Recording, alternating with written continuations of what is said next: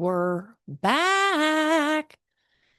We're back, fashion besties, and it is halfway through July, and we hope that you are loving your summer and loving your summer wardrobe. I'm Holly Cates, your favorite personal stylist, and as always, the only Holly you need to know. If this is your first time joining us, welcome, welcome, welcome. So glad you've joined and dropped in to hang with us on YouTube today. We are now Wear This, Not That on YouTube. So please hit that subscribe button if you haven't already. Just know I've got you on lockdown for the next 30. So ignore all your responsibilities, turn your phone off, and I am so happy you're here. Now, if you've been listening to us for a while or watching us for a while, great to have you back. And obviously, you're picking up what I'm putting down. Okay. So, yay on you for that. It's just been peachy over here at the Fashion Crimes Podcast Beat Laboratory. Other than that, we're not the Fashion Crimes Podcast right now. That is the core of who we are. We are Wear This, Not That. I mean, don't get it twisted, okay? We are still reporting and fashionably shaming those who cannot be unseen, those in the world who do not own a mirror, unfortunately, and those who have yet to discover their true style potential. But just know this, you can only go up from zero, okay? You can only go up, let's be honest. I mean, the fashion crimes, that's just the core of who we are, okay? And this is just the beginning. We are 5 years old now. It's our 5th birthday. Happy birthday to us. And we have developed and grown more layers, okay? Starting with, but not limited to, A, giving you the power to learn how to purge what you don't need and buy more of what you do. B, how to support small fashion brands that are changing the fashion industry for the better. And C, how to be the best dressed in your world, whether it's your office, your house, your friend group, your carpool line, whatever groups you choose to be a part of. This is so exciting, friends, because now you are a part of history. You're part of a movement that dramatically improves how people in the world get dressed every single day, because that is my mission, changing the world for the better, one outfit at a time. All that to say, wear this, not that. P.S. That was Jonathan's idea. Okay. Now, I think Fashion Crimes is hilarious. However, for our new branding purposes, we are pivoting and blossoming with the opening of our new online store next week. Yes, countdown is on like Donkey Kong. The podcast is and always will be my first love, and that is never going to change, okay? I know you're super worried about that.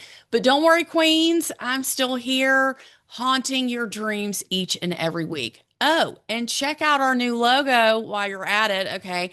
I have Jonathan to thank for that too. Let's just say he is totally over me right now, and I cannot ask him to do anything else on the honey-do list. But I am sorry. It is not my fault. I am the cruise director of this family, and he has all the other titles, i.e., manager of me, managing me, IT, tech support, so forth and so on. Okay. Let's just say he signed up for that. So please go and check out our socials and engage with us if you haven't or don't know how to engage with us. On Instagram, we are wear_this, not that. Everything else, we are wear this, not that.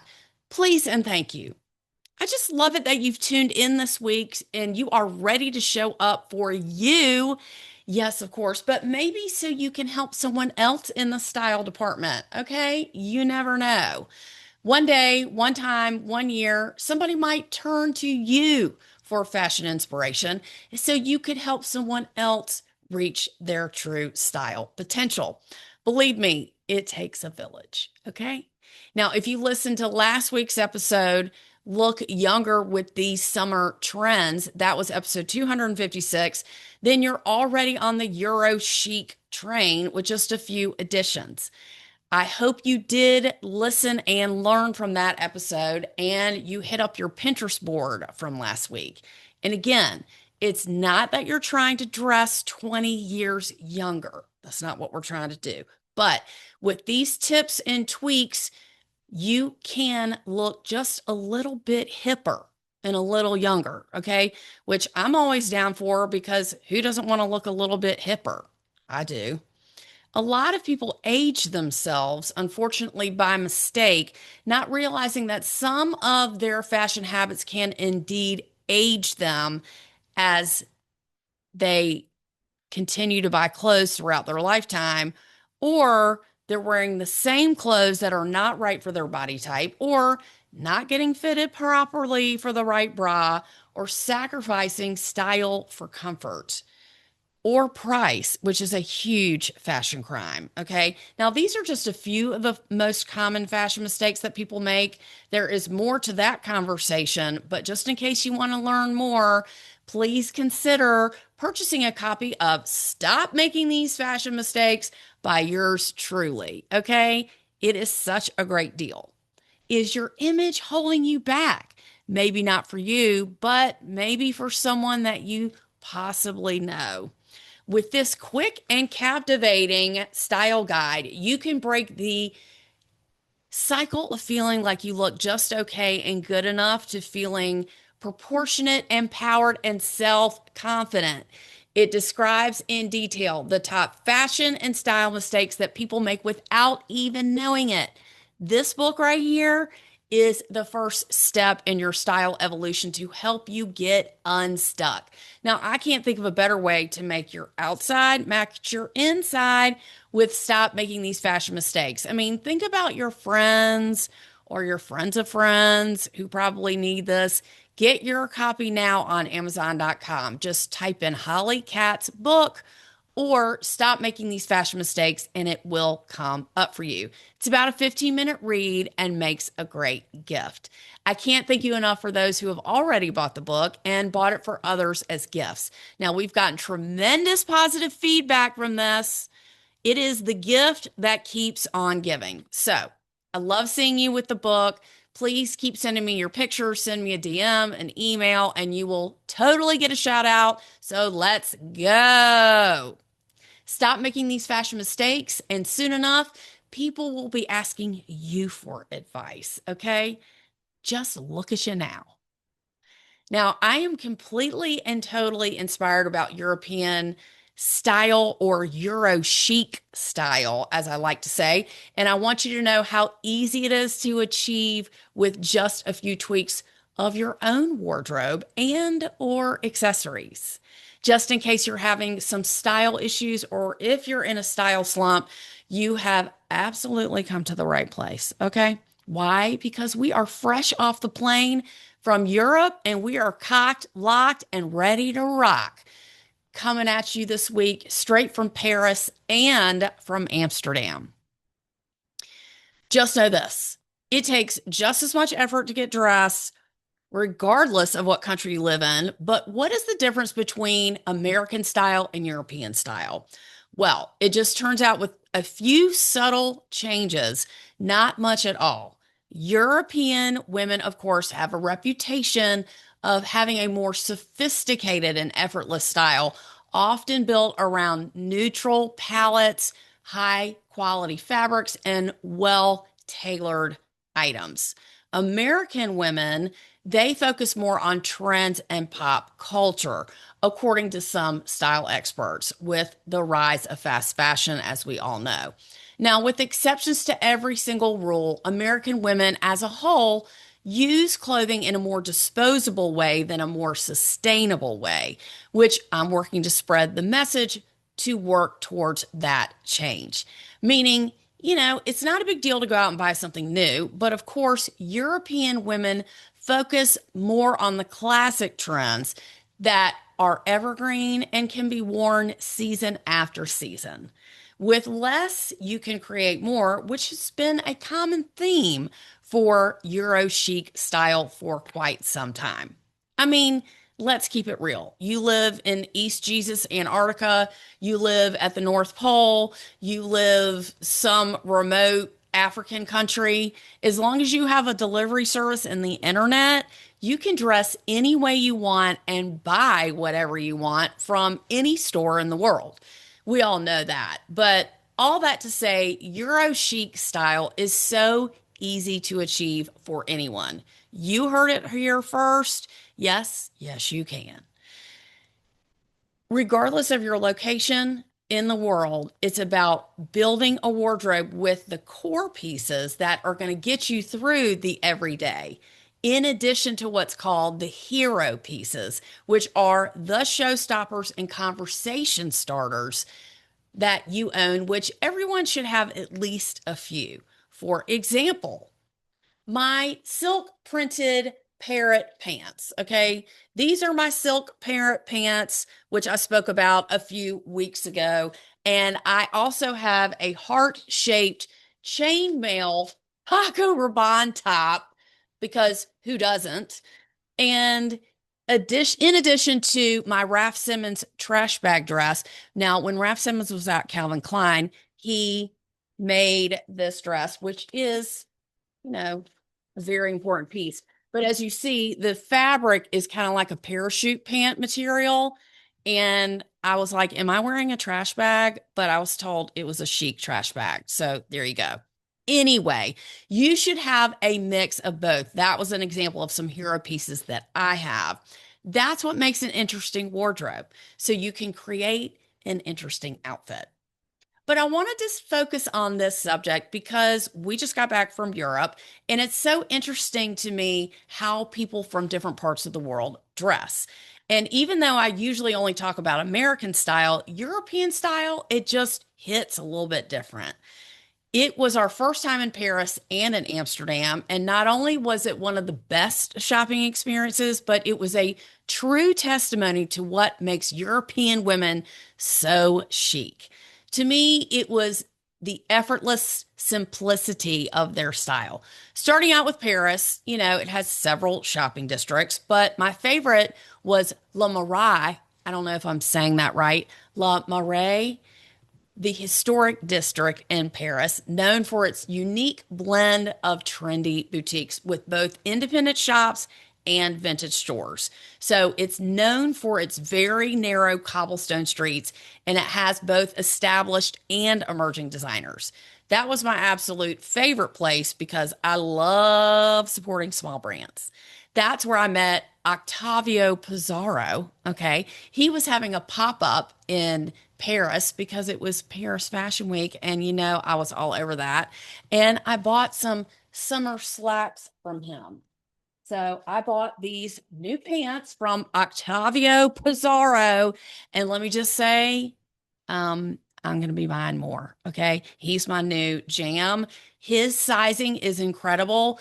I tried on the pants. He was out of the store. He came back. He goes, will you try those back on for me? I was like, I sure will. He was like, they fit you perfect. I was like, I'll take two. Anyway, they were made for me. So there were several other small brands that I discovered that I liked as well. But what I was really glad to see is that there were so many vintage stores. And I mean, so many. One of my favorite, where I had the most luck, was a place called 29 Rue Charlot, where they had very, very good high-end designer pieces. Now, they were older styles, but I don't care. But they were in great condition. I found some Roberto Cavalli snakeskin printed jeans there. Okay, check these out. Love these. I wish she had more than one pair. I would have taken two of those, but I found those. And most of the vintage stores in Europe, they sell by the pound, which I thought was interesting. I got some pretty affordable Levi jeans there. Okay. I bought these Levi's. Now, they were only about 40 euros. Bought those at a vintage store. And then we saw this vintage market, and there were just piles and piles of clothing, racks too. It went on forever, and everything was like $5 each. Okay. Great for designers, people for looking to get clothing on the cheap. They had everything from t shirts, jeans, jerseys, leather jackets. In Amsterdam, they had so many vintage stores as well. So I like to know it was nice to see that sustainability and vintage and secondhand clothing is not only an American thing, it is a worldwide thing. And there were so many different types of Dutch stores with housewares and clothing combined. And Amsterdam is just a very art centric community with a lot of charming boutiques selling goods where some are made in the store, some are customizable, everything from pottery to tote bags to paintings and jewelry.